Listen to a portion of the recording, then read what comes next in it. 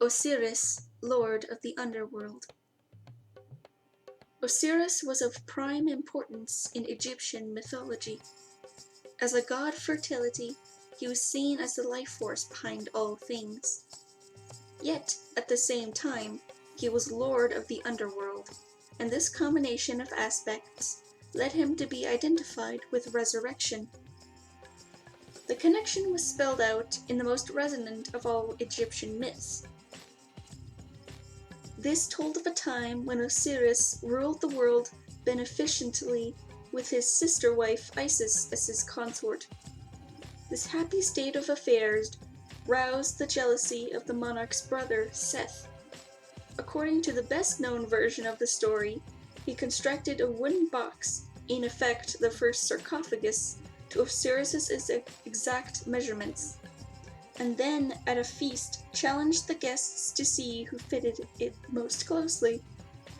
When Osiris took his turn to step inside, Seth slammed the lid shut, fastened it with lead, and threw the coffin into the River Nile.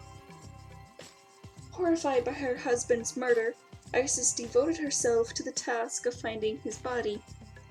When she finally succeeded in tracking it down, Seth intervened again, this time dismembering the body and scattering the parts across Egypt.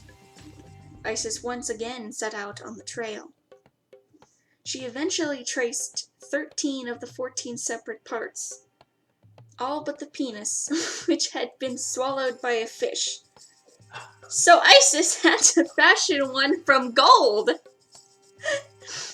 Then she reassembled his scattered limbs in the form of the first mummy and used magical incantations so that his spirit could inhabit his body once again.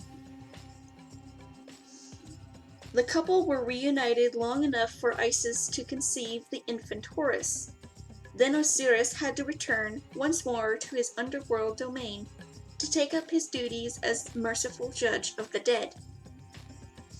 Osiris's main cult center was Abydos in Upper Egypt, where his head was thought to be interred.